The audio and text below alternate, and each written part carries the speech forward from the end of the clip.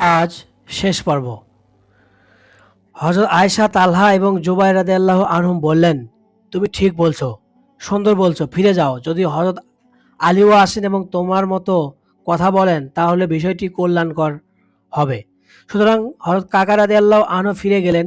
উম, ঘটনা বিবরণ দিলে হযরত আলী অত্যন্ত খুশি হলেন এবং লোকজনকে সন্ধির প্রতি আগ্রহী হলো। হযরত আয়েশা রাদিয়াল্লাহু আনহা সন্ধির প্রতি গুরুত্বারোপ করে বার্তা প্রেরণ করলেন যে, আমরা সন্ধির জন্য এসেছি, যাতে উভয় পক্ষই খুশি হলো। হযরত আলী রাদিয়াল্লাহু আনহু দাঁড়িয়ে খুতবা প্রদান করলেন এবং সকলকে এই ঐক্যের সুসংবাদ শুনিয়ে বললেন, আমি আগামীকাল বর্ষায় হযরত আয়েশার বাহিনী এবং তার সঙ্গীদের কাছে ঐক্য ও সন্ধি নিশ্চিত করার জন্য যাব। আপনারাও যাবেন আমার সঙ্গে। পরের দিন সকালবেলা হযরত আলী রাদিয়াল্লাহু তাআলা আনহু সাথীদের নিয়ে যাত্রা করলেন।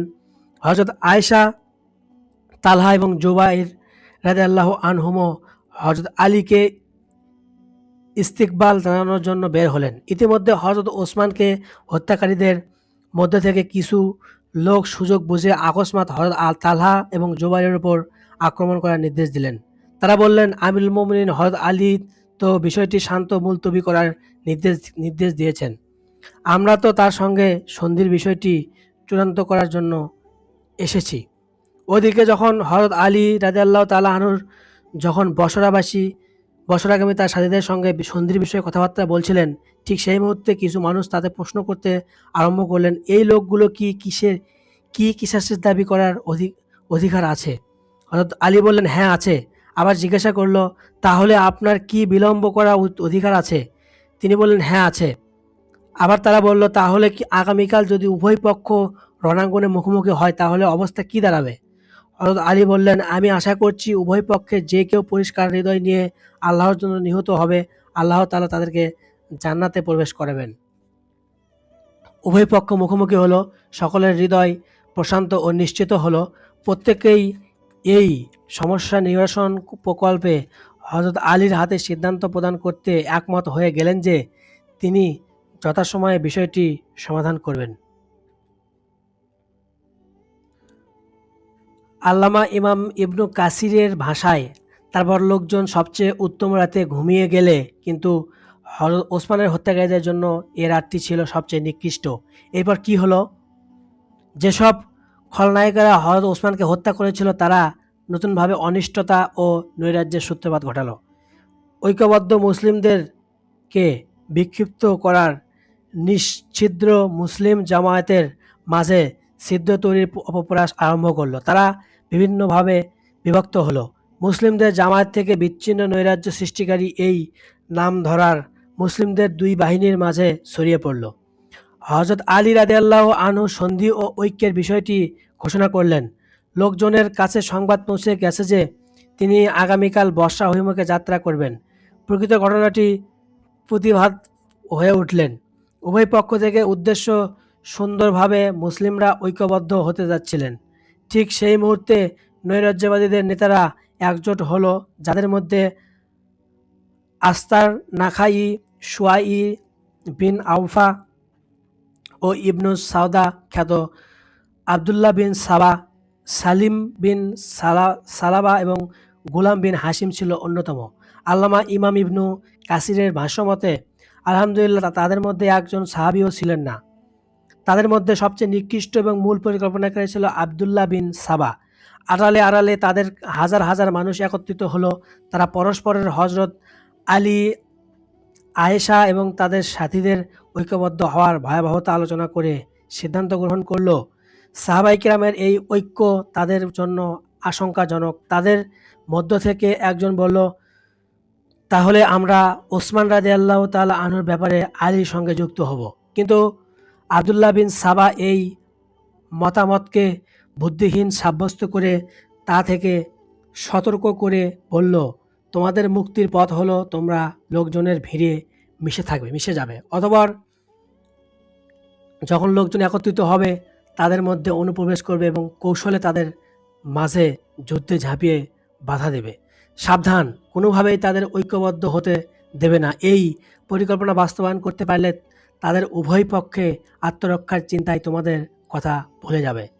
এই মতের উপর ঐক্যবদ্ধ হওয়ার পর এই শীর্ষ ফিতনাবাজরা ছড়িয়ে পড়ল এবং নিজেদের পরীক্ষায় লোকদেরকে এই পরিকল্পনা বাস্তবায়নের প্রতি গুরুত্ব আরোপ করল। তার পরস্পরকে ওসিয়ত করল, যেভাবে হোক আবদুল্লাহ বিন সাবার পরিকল্পনা বাস্তবায়ন করতে রাতের আঁধারে উভয় পক্ষের মানুষের মাঝে অনুপ্রবেশ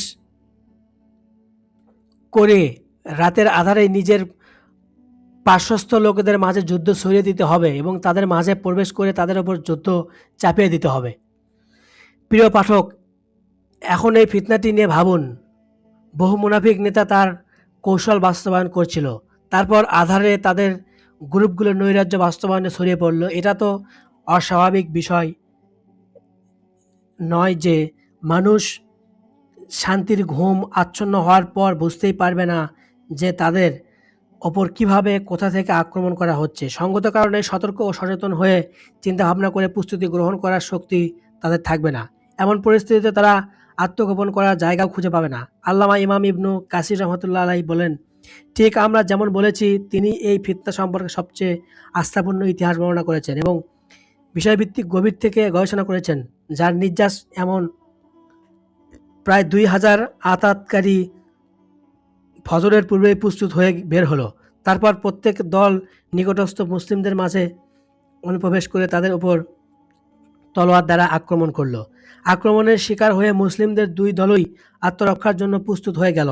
ঘুম থেকে জাগ্রত হয়েই সবাই অস্ত্র হাতে অগ্রসর হলো। বসরাবাসীরা বলল, কুফরি গাদ্দারি করে রাতের বেলা আমাদের উপর আক্রমণ করেছে। তারা ভাবল হযরত আলীর সাথীরাই এই আক্রমণ করছে। বিষয়টি হযরত আলীর জানতে পারলেন। তিনি জানতে চাইলেন কি হলো সবার। জবাবে বলা হলো, বসরাবাসীরা আমাদের সঙ্গে গাদ্দারি করেছে। সুতরাং উভয় পক্ষেই অস্ত্রসজ্জিত হয়ে লৌহবর্ম পরিধান করে ঘোড়ায় আরোহণ করল। কোনো পক্ষই ঘৃণাক্ষরে টের পেল না যে তারা প্রকৃত বিষয়টি কী। আল্লাহ তাআলা ফয়সালা তো বাস্তবায়ন হতেই হবে। যুদ্ধ সংগঠিত হলো, উভয় পক্ষে আক্রমণাত্মক অবস্থার গ্রহণ করলো। হযরত আলীর পক্ষে 20,000 যোদ্ধা সমবেত হলো। হযরত আয়েশা এবং তার সাথীদের পক্ষে প্রায় 30,000 যোদ্ধা যোগ দিল। ইন্না লিল্লাহি ওয়া ইন্না ইলাইহি রাজিউন। মুসলিম রূপী আবদুল্লাহ ইবনু সাবা যুদ্ধ থেকে বারণ করছিল না। ওদিকে হযরত আলী রাদিয়াল্লাহু আনহু ডেকে ডেকে বলছিলেন, তোমরা যুদ্ধ বন্ধ করো, যুদ্ধ বন্ধ করো। কিন্তু কেউ তার কথা শুনছিল না। মুসলিমদের ঐক্যের প্রচেষ্টা ব্যর্থ হওয়ার পর আমি ফিতনা সম্পর্কে আলোচনার মাঝে আর কোনো কল্যাণ দেখছিলাম না, কারণ উভয় পক্ষ স্থিরতা, নিয়ন্ত্রণ ও আয়ত্তের শক্তি খুইয়ে ফেলেছিল। হায়, সেদিন আমাদের অবস্থা কি হতো যদি সমালোচনাকারী এই উগ্রতার মাঝে জাগ্রত হয়ে কোনো কারণ না জেনেই পলায়নের কোনো পথ আবিষ্কার না করেই নিজেকে দেখতো, তাহলে নিজেদের বিপদে না ফেলে কি জানতে পারতো সে এই বিপদে কোথা থেকে আসছে? নিজের শরীর থেকে কি যুদ্ধ করার অস্ত্র সরিয়ে রাখতে পারতো? এভাবে উভয় পক্ষের হাজার হাজার পবিত্র মানুষগুলোর উপর ফিতনার জাঁতা নিষ্পেষণ কর্ম চালিয়ে যায়। এই নোংরা চক্রান্তের বিষয়টি তারা কখন জানা যায়নি, জানা গেছে কিছু পরে। আবদুল্লাহ বিন সাবা এবং তার অনুসারীরা হযরত আয়েশা রাদিয়াল্লাহু তাআলা আনহা হাওদা বা উটের পিঠে স্থাপিত পালকিতে ঘেরাও করে এবং রাশি দিয়ে বেঁধে তার হাওদাকে উট থেকে ফেলে দেওয়ার অপচেষ্টা করে। তখন হযরত আয়েশা রাদিয়াল্লাহু আনহা চিৎকার করে বলেন, হে আমার সন্তানেরা, আল্লাহকে ভয় করো, হিসাবের দিনকে স্মরণ করো। সাবাইরা তার হাওদাকে বেশি রশি দ্বারা বেঁধে ফেলতে পারছিল না। বিদ্যুতের গতিতে একটি ঘটনা সংঘটিত হলো। হযরত আলী রাদিয়াল্লাহু তাআলা আনহুর বাহিনী পূর্বের বীরত্ব প্রদর্শন করে তাকে হাওদাকে ঘিরে ফেলল এবং তাকে ঘিরে ভিড় অতিক্রম করে হযরত আলীর নিকট পৌঁছে গেল। যুদ্ধ চলতে থাকলো, অনেক মানুষ নিহত হলো। হযরত আয়েশার উটের লাগামহীন সত্তার জনের হস্তকর্তন করা হলো। তখন হযরত আলীর দলের কিছু লোক বলল, যতক্ষণ এই উট দাঁড়িয়ে থাকবে, হাওদাকে কেন্দ্র করে যুদ্ধ চলতে থাকবে। তখন তা বলা হলো, কাকা ইঙ্গিত করছে যে উটকে হত্যা করা হোক, যেন হযরত আয়েশা রাদিয়াল্লাহু তাআলা আনহু তীরন্দাজদের লক্ষ্য ও শিকার না হন। যখন উট জমিনে পড়ে গেল, তার পাশ থেকে লোকজন সরে গেল। হাওদা উঠিয়ে দেখা গেল তা তীরের আঘাতে চালনের মতো হয়ে গেছে। অতঃপর সেটিকে যুদ্ধের অসুবিধাজনক স্থান থেকে দূরে সরিয়ে নেওয়া হলো। প্রচণ্ড অবাক করা বিষয় হলো, আপনি অনেক লেখক ও গবেষককে দেখবেন যারা এই দুঃখজনক বিষয়ের নিজেদের প্রচার মাধ্যম ও কলমের নিবে সমালোচনার রাজত্ব কায়েম করে রেখেছে। তাদের এই অপপ্রয়াসের টার্গেট কেবল ইসলাম। তারা শরীয়তের বিধি নিষেধের ওপর হিংসা কাতর হয়েই এ কাজগুলো করে। তাদের সমালোচনার শীর্ষ টার্গেট ছিলেন হযরত আয়েশা, তালহা এবং জুবাইর রাদিয়াল্লাহু আনহুম। তবে তারা যেসব লেখকের কথা ভুলেও লেখেনি তাদের দিকে ইঙ্গিত করেনি। যারা যে রাতের দুরভিসন্ধির মূল খলনায়ক ছিল, তাদের নেতৃত্বে ছিল নরাধম আবদুল্লাহ বিন সাবা। আপনি জেনে এসেছেন সকল সাহাবায়ে কেরাম মিলিত হয়ে এক মতের উপর ঐক্যবদ্ধ হওয়ার সংবাদ এবং সকলে মিলে হযরত আলী রাদিয়াল্লাহু তাআলা আনহুর পরামর্শের সামনে অবনত হওয়ার বিষয়টি জানা মাত্রই এই নরাধম তার সাথীদেরকে কি বলেছেন এবং কিভাবে তাদের হৃদয়ে বিদ্বেষের আগুন প্রজ্বলিত করেছে। তারপর কিভাবে এই বিদ্বেষের অগ্নিতে ঐক্যের সেতুতে জ্বালিয়ে ফেলার জন্য কাতারবদ্ধগুলোতে অনুপ্রবেশ করেছে। কিভাবে ঐক্যবদ্ধ মুসলিমদের অজান্তে তাদের কষ্টের মাঝে বইরে দিয়েছে। কিভাবে সবার অজ্ঞাতই এই নামধারাগুলো ষড়যন্ত্রে মুসলিমদের মাঝে হত্যাযজ্ঞ সংঘটিত হয়েছে। এই অধিকার কি কোনো চিন্তাবিদের নেই যে তিনি অভিযোগ উত্থাপন করবেন? ফিতনাবাজদের পক্ষ থেকে এই নেককার নিরীহদের লোকরা আক্রমণ করা, তারপর নৈরাজ্য সৃষ্টিকারীদের প্রতিরোধের প্রতি কোনো ভ্রুক্ষেপ না করে তাদের হেফাজত করা, এই ষড়যন্ত্র কি শেষ কিস্তি? নতুন এক চিন্তাবিদ কিভাবে ওই বাঁকাচোখা লোককে পরিবর্তন করবে, যে জালিম পুঁতি আর চোখে তাকিয়ে মজলুমের ওপর হামলা পড়বে? হযরত মুয়াবিয়া রাদিয়াল্লাহু তাআলা আনহুর যুগে হযরত আয়েশা রাদিয়াল্লাহু তাআলা আনহা হযরত আয়েশা রাদিয়াল্লাহু তাআলা আনহা ও বহির্মুখী অঞ্চলগুলো থেকে মদিনায় ফিরে আসলেন। সেখানে তিনি পবিত্র রক্ত প্রবাহিত হতে দেখেছেন। তিনি অন্তর্বেদনা, লজ্জা ও দুঃখে জর্জরিত ছিলেন। তিনি সেখানে গিয়েছিলেন মুসলিম উম্মার মাঝে সৃষ্টি হওয়া ফাটলকে বন্ধ করে পরিস্থিতিকে স্বাভাবিক করে নির্মিত্তে ওই ফিতনাকে নির্মূল করার জন্য হযরত ওসমান রাদিয়াল্লাহু তাআলা আনহুর শাহাদাতের মাধ্যমে যার সূচনা হয়েছিল। কিন্তু সেই ফাটল আরও বৃদ্ধি পেল, পরিস্থিতি আরও মন্দ হলো। এতে প্রবলভাবে ফিতনা ছড়িয়ে পড়ল, যেন খাঁচায় বন্দি কোনো বিষধর সাপ পালিয়ে গেল। লজ্জা তার হৃদয়কে বুকে কুরে করে খাচ্ছিল। পরিতাপের আঘাত তিনি যেন প্রাণ হারাচ্ছিলেন।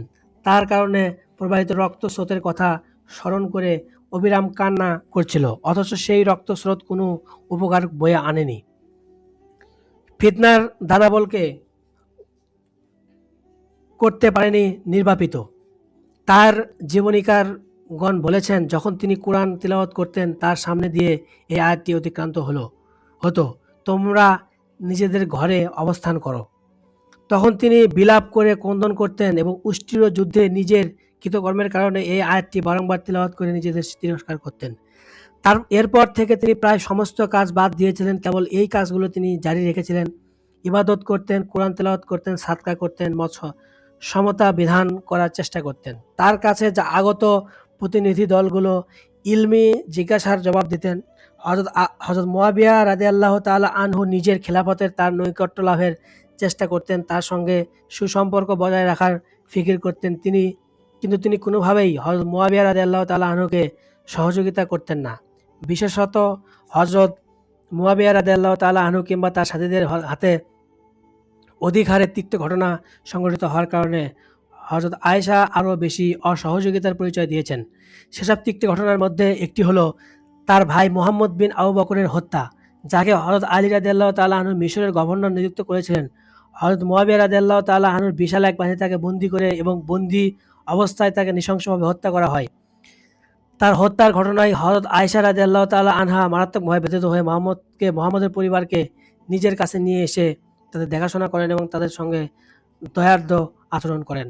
আরেকটি তিক্ত ঘটনা হলো হযরত মুয়াবিয়া রাদিয়াল্লাহু আনহুর পক্ষ থেকে নিযুক্ত মদিনার গভর্নর হওয়ার বিন হাকাম হযরত আয়েশা রাদিয়াল্লাহু আনহার অনুমতি সত্ত্বেও তার হুজরা শরীফে, যেখানে নবীজি সাল্লাল্লাহু আলাইহি সাল্লাম শায়িত আছেন, হযরত হাসান রাদিয়াল্লাহু তাআলা আনহুর দাফনে বাধা প্রদান করেন। অথচ হযরত হুসাইন রাদিয়াল্লাহু আনহু তার ভাইকে সেখানে দাফন করার জন্য পীড়াপিড়ি করেছিলেন। সে কারণে ফিতনা সৃষ্টি হওয়ার আক্রমণ হয়েছিল। যদি একদল সাহাবায়ে কিরাম হজরত হোসাইন রাদিয়াল্লাহু আনহুকে বুঝিয়ে মারওয়ানের কথা মেনে নিতে রাজি করতে না পারতেন, তাহলে দাঙ্গা হাঙ্গামা আরম্ভ হতো। অতঃপর তার মাতা হজরত ফাতিমা রাদিয়াল্লাহু আনহার কবরের পাশে জান্নাতুল বাকিতে তাকে দাফন করা হয়। তবে ইতিপূর্বে যেমন বলে এসেছি যে হজরত মুয়াবিয়া রাদিয়াল্লাহু তাআলা আনহু হযরত আয়েশা রাদিয়াল্লাহু তাআলা আনহাকে রাজি করার চেষ্টা করেছিলেন এবং তার জন্য মোটা অঙ্কের ভাতা নির্ধারণ করেছিলেন। তিনি হজরত আয়েশা রাদিয়াল্লাহু তাআলা আনহা সেসব অর্থের কিছুই নিজের কাছে রাখেননি, বরং অভাবীদের মাঝে বন্টন করে দিয়েছেন। ইতিপূর্বে যেমন এ বিষয়ে আলোচনা করা হয়েছে, হযরত মুয়াবিয়া রাদিয়াল্লাহু তাআলা আনহু নিজের পূর্বসূরীদের ন্যায় বিভিন্ন বিষয়ে হযরত আয়েশা রাদিয়াল্লাহু তাআলা আনহার পরামর্শ ও দিক নির্দেশনা গ্রহণ করতেন। বর্ণিত আছে যে হযরত মুয়াবিয়া রাদিয়াল্লাহু তাআলা আনহু হযরত আয়েশা রাদিয়াল্লাহু তাআলা আনহার কাছে সংক্ষিপ্ত কিছু উপদেশ গ্রহণ প্রার্থনা করতেন। জবাবে তিনি লিখলেন, সালামুন আলাইকা। অতঃপর আমি রাসূলুল্লাহ সাল্লাল্লাহু আলাইহি সাল্লামকে বলতে শুনেছি, যে ব্যক্তি মানুষকে অসন্তুষ্ট করে হলেও আল্লাহর সন্তুষ্টি লাভ করেছে, মানুষের সৃষ্ট কষ্টের ব্যাপারে আল্লাহ তাআলার জন্য তা যথেষ্ট হবে। পক্ষান্তরে যে ব্যক্তি আল্লাহকে অসন্তুষ্ট করে মানুষের সৃষ্টি লাভ করেছে, আল্লাহ তাআলা তাকে মানুষের কাছেই ন্যস্ত করেন। ওয়াসসালামু আলাইকা। বর্ণিত আছে হযরত আয়েশা রাদিয়াল্লাহু তাআলা আনহা হযরত মুয়াবিয়া রাদিয়াল্লাহু তাআলা আনহুর অনেক কার্যক্রমকে ঘৃণা করতেন। এর মধ্যে তার কাছে সবচেয়ে ঘৃণিত বিষয় ছিল হাজার বিন আদি রাদিয়াল্লাহু আনহু এবং তার সাথীদের হত্যা করা। তাও আবার এমন বিষয়ে সেখানে হাজরাই ছিলেন সত্যের উপর। হযরত হাজার রাদিয়াল্লাহু আনহু নৃশংসভাবে জুলুম করে হত্যা করা হয়েছে। তাবারি বর্ণনা করেছেন, হযরত মুয়াবিয়া রাদিয়াল্লাহু তাআলা আনহু হজ করার সময় হযরত আয়েশা রাদিয়াল্লাহু তাআলা আনহার পাশ দিয়ে অতিক্রম করলেন। সে সময় তিনি হযরত আয়েশার সঙ্গে কথা বলার অনুমতি চাইলে হযরত আয়েশা অনুমতি প্রদান করলেন। বসার পর হযরত আয়েশা তাকে বললেন, তুমি কি নিশ্চিত যে আমি এমন কাউকে আড়াল করে রাখিনি যে তোমাকে হত্যা করবে? হযরত মুয়াবিয়া রাদিয়াল্লাহু আনহু বললেন, নিরাপত্তার ঘরে প্রবেশ করছি। হযরত আয়েশা রাদিয়াল্লাহু তাআলা আনহা বললেন, হে মুয়াবিয়া, তুমি কি হাজার এবং তার সাথীদের হত্যা করার সময় আল্লাহকে ভয় করেছিলে? হযরত মুয়াবিয়া বললেন, আমি তাদেরকে হত্যা করিনি, বরং তিনি যাদের বিরুদ্ধে সাক্ষ্য দিয়েছিলেন তারা তাকে হত্যা করেছে। এরপর তিনি ইবনু সিরিনের সূত্রে আরেকটি বর্ণনা উদ্ধৃত করেছেন। হযরত আয়েশা রাদিয়াল্লাহু আনহা বললেন, হে মুয়াবিয়া, হাজারের ব্যাপারে তোমরা সহনশীলতা কোথায় ছিল? হযরত মুয়াবিয়া বললেন, হে উম্মুল মুমিনিন, আমার কাছে কোনো পথপ্রদর্শক উপস্থিত ছিলেন না।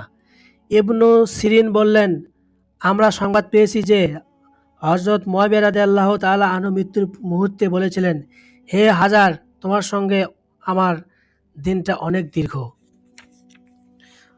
হযরত আয়েশার জীবনের শেষ দিনগুলো এবং পরলোক গমন। হযরত আয়েশা রাদিয়াল্লাহু তাআলা আনহার বয়স যতই বাড়ছিল, তার তপস্যা, ইবাদত, দুনিয়া বিরাগ এবং একাকিত্ব ততই বেড়ে চলেছিল। তিনি কেবল ইলমের সৌজন্যে, মানুষের প্রয়োজনে ফতোয়া প্রদানের জন্য এবং হালাল হারাম বিষয়ে মানুষকে অবহিত করার জন্যই কথা বলতেন। দিনরাত তিনি অধিক হারে নফল নামাজ আদায় করতেন। ফরজ নামাজ জামায়াতে আদায়ের প্রতি উদগ্রীব ছিলেন। তিনি নিজের ঘর অবস্থান করে মসজিদে নববীর ইমামের মুক্তাদি হয়ে নামাজ আদায় করতেন। যখন তার ঘর মসজিদের সঙ্গে লাগানো ছিল, কখনো কখনো তার ঘরে মহিলারা একত্রিত হতো, তখন তিনি তাদের মাঝে দাঁড়িয়ে ইমামতি করতেন। যখন তিনি সেই রোগাক্রান্ত হয়ে পড়লেন যে রোগে তিনি মৃত্যুবরণ করেছেন, তখন ছিল ৫৮ হিজরির রমজান মাস। সে সময় তিনি ওসিয়ত করলেন, তার খাটের পাশে যেন আগুন নিয়ে আসা না হয়, তার নিচে যেন লাল কাপড় রাখা না হয়। যখন তার রোগ কঠিন রূপ ধারণ করল, ইবনু কাসিরের বর্ণনা অনুপাতে তিনি হযরত আয়েশা রাদিয়াল্লাহু আনহার দারওয়ান জাকওয়ানের সূত্রে বর্ণনা করেছেন। হযরত আব্দুল্লাহ ইবনু আব্বাস রাদিয়াল্লাহু আনহুর অনুমতি চাইলেন। ইবনু কাসির রহমাতুল্লাহ আলাইহি বলেন, আব্দুল্লাহ ইবনু আবি মুলাইকা হাদিস বর্ণনা করেছেন, হযরত আব্দুল্লাহ ইবনু আব্বাস হযরত আয়েশার কাছে প্রবেশের অনুমতি চাইলেন। তখন আমি সেখানে আসলাম। সে সময় হযরত আয়েশা রাদিয়াল্লাহু আনহার ভাই আব্দুর রহমানের পুত্র আব্দুল্লাহ সেখানে উপস্থিত ছিলেন। আমি বললাম, এই যে ইবনু আব্বাস আপনার সঙ্গে সাক্ষাতের অনুমতি চাইছেন। তিনি যখন জীবনের শেষ পর্যায়ে ছিলেন, বললেন, আমাকে ইবনু আব্বাস থেকে দূরে রাখো। তখন আব্দুর রহমান বললেন, আম্মাজান, ইবনু আব্বাস আপনার একজন নেককার সন্তান। আপনাকে সালাম করেছেন, আপনার জন্য দোয়া করেছেন। হযরত আয়েশা বললেন, তাহলে সে চাইলে সাক্ষাৎ করতে পারে, সুতরাং আমি তাকে ভেতরে প্রবেশ করলাম। হযরত ইবনু আব্বাস রাদিয়াল্লাহু আনহু বললেন, আপনি সুসংবাদ গ্রহণ করুন। তিনি জিজ্ঞাসা করলেন, কিসের সুসংবাদ? হযরত ইবনু আব্বাস বললেন, মুহাম্মদ সাল্লাল্লাহু আলাইহি সাল্লাম আপনার প্রিয়জনের সাক্ষাতের সময় আপনার জন্য সমাগত, প্রাণটা বের হলেও আপনি তাদের সঙ্গে মিলিত হবেন। আপনি রাসূলুল্লাহ সাল্লাল্লাহু আলাইহি সাল্লামের সবচেয়ে প্রিয় স্ত্রী ছিলেন। রাসূলুল্লাহ সাল্লাল্লাহু আলাইহি সাল্লাম তো কেবল পবিত্র বস্তুকেই ভালোবাসতেন। আবওয়া যুদ্ধের রাতে আপনার গলার হার পড়ে গিয়েছিল। সে সময় রাসূলুল্লাহ সাল্লাল্লাহু আলাইহি সাল্লাম তার সাথীদের কাছে পানি ছিল না। আল্লাহ তাআলা তখন তায়াম্মুমের আয়াত নাজিল করেছেন। এর কারণে তো ছিল আপনি আপনার কারণে আল্লাহ তাআলা এই উম্মতের জন্য তায়াম্মুমের সুযোগ নাজিল করেছেন। শক্ত আকাশের উপর থেকে আপনার পবিত্রতা আল্লাহ তাআলা নাজিল করেছেন। হযরত জিবরাইল সে সুসংবাদ দিয়ে অবতরণ করেছিলেন। সেই আয়াতটি পৃথিবীর প্রতিটি মসজিদে দিবারাত্রির তিলাওয়াত করা হয়। এ পর্যায়ে আম্মা জান আয়েশা রাদিয়াল্লাহু তাআলা আনহা বললেন, হে ইবনু আব্বাস, আমাকে ছেড়ে দাও। এই সত্তার কসম যার হাতে আমার প্রাণ, আমি এসব ভুলে যেতে চাই। ইবনু কাসির রহমাতুল্লাহ আলাইহি জোর দিয়ে বলেছেন যে হযরত আয়েশা সিদ্দিকা রাদিয়াল্লাহু আনহা রমজান মাসের ২৭ তারিখ রোজ মঙ্গলবার ইন্তিকাল করেছেন। তিনি ওসিয়ত করেছিলেন যেন তাকে রাত্রিবেলা জান্নাতুল বাগীতে দাফন করা হয়। ভিতর নামাজের পর হযরত আবু হুরায়রা রাদিয়াল্লাহু তাআলা আনহু তার জানাজার নামাজ পড়িয়েছিলেন। মোট ৫ জন তার কবরে নেমেছিলেন, যাদের মধ্যে অন্যতম হলেন জুবাইর ইবনুল আওয়ামের ঔরসে আসমা বিনতে আবু বকরের ২ পুত্র আব্দুল্লাহ ও উরওয়া রাদিয়াল্লাহু আনহুম। মৃত্যুর সময় তার বয়স হয়েছিল ৬৭ বছর। নবীজি সাল্লাল্লাহু আলাইহি সাল্লামের মৃত্যুর সময় তার বয়স ছিল ১৮ বছর। হিজরতের সময় তার বয়স ছিল ৯ বছর। আল্লাহ তাআলা তার প্রতি রহমত নাজিল করুন। রাদিয়াল্লাহু আনহা ওয়া আর জাহা। আজকে শেষ করলাম উম্মুল মুমিনিন সিরিজ ৩, হযরত আয়েশা বিনতে আবু বকর রাদিয়াল্লাহু তাআলা আনহার সম্পূর্ণ জীবনী। এর পরবর্তী পর্ব আসবে, আপনারা দেখতে থাকুন ইনশাআল্লাহ।